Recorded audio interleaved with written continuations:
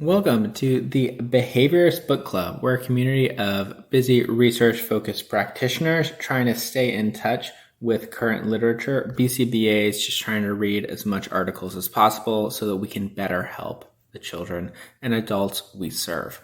This series is JABA in one take. This is when we break down a journal article and we focus it for the practitioner, and I give you key takeaways and considerations that you can take to work that same day. This article is volume 54, number 4 of the fall edition, Electromyography of Diurnal Bruxism During Assessment and Treatment, written by Jade Element, Javier Verches Artiga, and Ashley Boris. This was also done in Canada, as well as University of New Zealand and Madrid. So definitely a pretty cool set of authors here in terms of different locations, not just a US base. So I love to see that. And this is another technical application to applied behavior analysis. We read in, what article was it? Lenovas and Harchuk in 2021. That was, I believe, last Friday's episode. We read about machine learning to analyze single case design graphs. This is kind of another application of something like that, a technology that isn't typically used in ABA, applying it to ABA and seeing what we could learn from it, which I think is a really cool application. I think the same limitations are present in both in terms of the difficulty of using a highly technical item with practitioners who aren't skilled or trained in that item. But this article does go to somewhat start to analyze that and actually start to evaluate a training procedure to use these items. I'm getting ahead of myself though. Let's talk about the basics of what this article is about. Diurnal bruxism is teeth grinding and teeth clenching. I'm going to refer to them interchangeably. I'll probably be using grinding and clenching a little more than the formal name because it's a little easier to say. But these authors note that there's a nearly 40% prevalence in developmentally and intellectual or individuals who have intellectual and developmental disabilities. That seemed a little high to me. In my experience, haven't really came across this much, but I'm not one to argue with experimental data based on my anecdotal experience, but 40% seemed a little high, but works for me. Typically, this is seen as an automatic behavior, so confirmed by functional analysis research, there typically seems to be an automatic function. However, there has been one contrary incidence in which the behavior occurred for attention. So the authors note that it's important to do a functional analysis and not just assume that the behavior is maintained by automatic or sensory sources of reinforcement. In terms of interventions, the interventions that they've pointed out in the literature was positive punishment in the terms of contingent exercise, and the most common was an echoic prompt plus a physical prompt contingent on behavior. To me, that seems a little bit like RIRD, response interruption and redirection.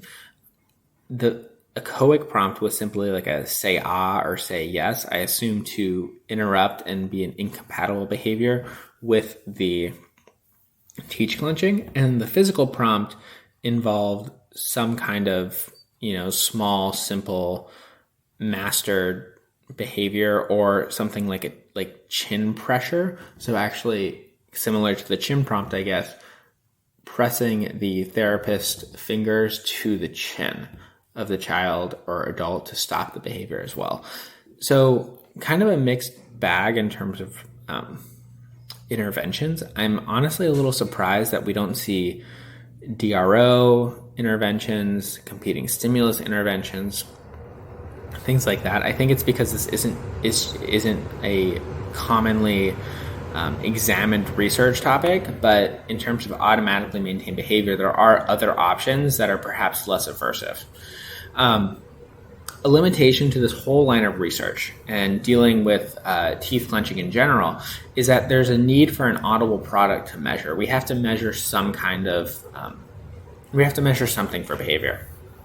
And what has been done in the past is using a definition similar to bruxism is defined as teeth clenching that makes an audible sound that the therapist can hear. However, they note that typically only about 30% of instances of teeth clenching are audible. So all of our definitions and data miss 70% of the bruxism events that occur. This is a pretty huge confound because what we're saying here is that we're going to track and, in the case of the above interventions, punish bruxism, but only if it's intense enough. So what we're allowing for is 70% of that bruxism to go untreated because we're not able to measure it. And that is where this article picks up and suggests a wireless EMG and electromyography machine to provide an alternative to tracking this behavior. Briefly speaking, an EMG is going to measure the electrical activity of the jaw, and it's going to be able to track when there's higher amounts of electric activity, when there's a clench, relative to lower amounts during talking and other behaviors. So, generally speaking, the higher the number on the EMG, the more likely a bruxism event is occurring. A big limitation to this type of application of technology is, like we said, the staff training component. I was really excited to see that this article did include a staff training analysis where they actually analyzed a training set of procedures, supplied those training procedures in the supporting informations, and showed us a graph that demonstrated that this was effective. Not perfect, but effective. So overall, the purpose is threefold with this short, kind of fun article. First, to propose a threshold-based analysis to analyze how to calibrate up or down what the sensitivity of their EMG had to be. Then to evaluate training procedures. And finally, to propose a function-based treatment for bruxism using EMG to track the behavior. Overall, with those three purposes, this study is going to evaluate the feasibility of using EMG technology in this setting. Feasibility is kind of like the difference between can we and practically speaking, can we? For example, we could strap a heart rate monitor to every child, put it around their chest, and try to use heart beating as a precursor for aggressive behavior. And I think that's absolutely something that we can do, but there's some practicality involved in that. There's the toleration of the heartbeats, there's the cost of the materials, there's the tracking of that data. This is echoed in other sciences where, yes, we maybe can do these things, but it's not practical and it's not feasible or reasonable to do them when we already have a low-cost alternative that is just as good. So this study is beginning to answer the question of, should we even bother down this research path? Is it worth it? Analysis 1, like I said, attempted to calibrate the EMG. They wanted to avoid normal teeth and jaw movement, such as talking, yawning, stretching, things like that, and they wanted to include the bruxism clenching events. They had to identify the sensitivity of the tool. This is kind of like when you are doing skill acquisition and you can either have your RBT run 10 trials of a tacting target, or they can run 2 targets. You're going to get data either way, but it's going to be much harder to identify trends, levels, skill acquisition curves when you only have 0, 50, or 100% as your options for data collection versus when you're taking 10 trials and you have 10, 20, 30, 40, 50, 60, etc., etc. Having 10 trials is a lot more sensitive because you can see a lot more level changes, trend changes relative to 2 trials. So they took a distribution of over 325 behavior samples of a participant. They then graphed that on a bell curve and took the 30th percentile and used that as a minimum for detecting teeth clenching. It's difficult because there's not really a gold standard to compare to, And they did demonstrate their reasoning, and I felt like it was solid.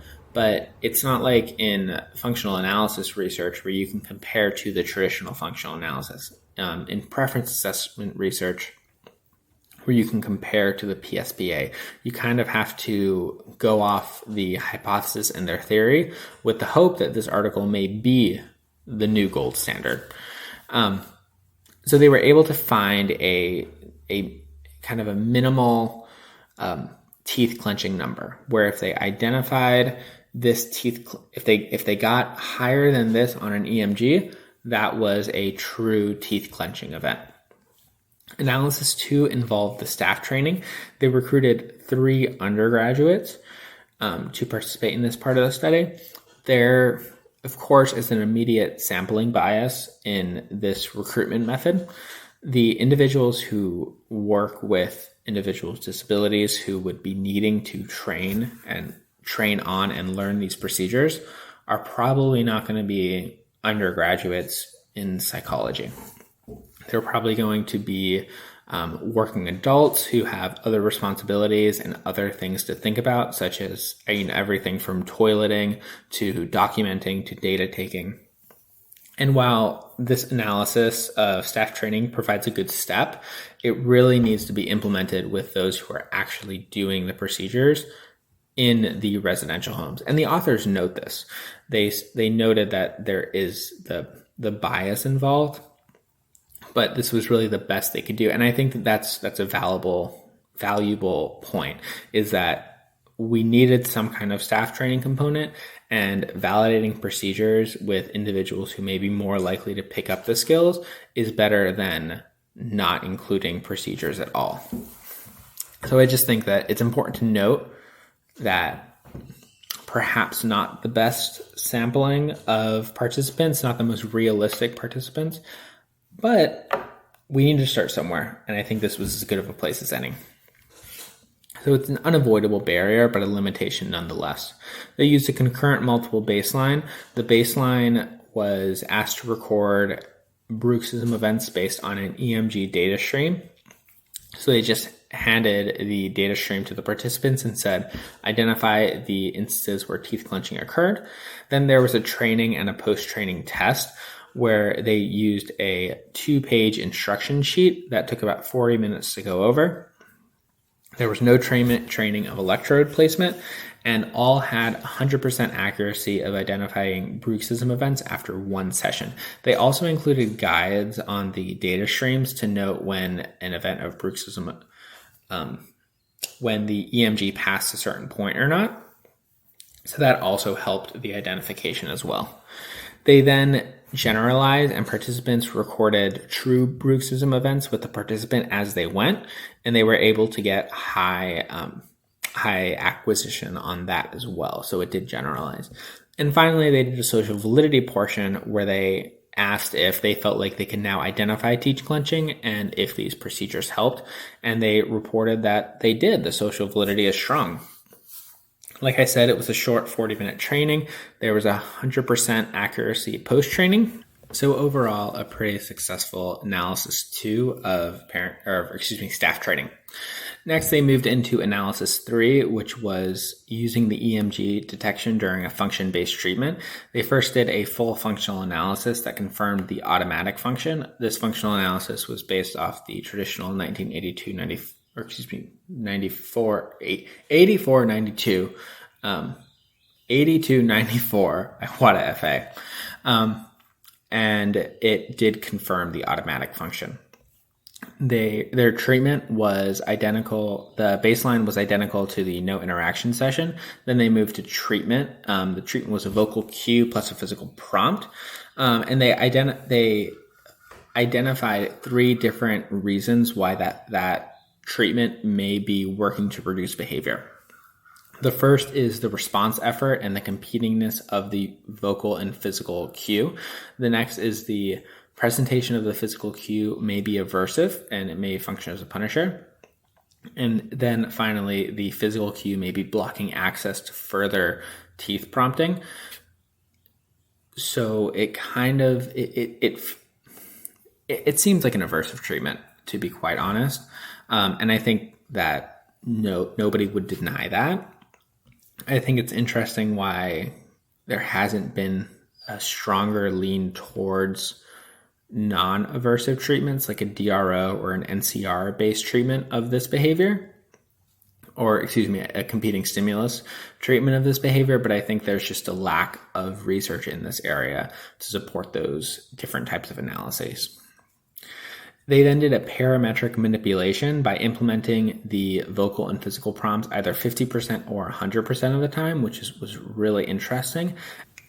So looking at the graphs, they did a reversal within. So baseline, vocal physical prompt, baseline, and then the parametric analysis. And what we saw was high rates of bruxism during baseline, gradually lowering rates during the first vocal and physical prompt when applied 100% of the time, then an increase during baseline, decrease during 100%, and then a kind of moderate occurrence during the 50%, and then a full decrease during the following 100% application condition.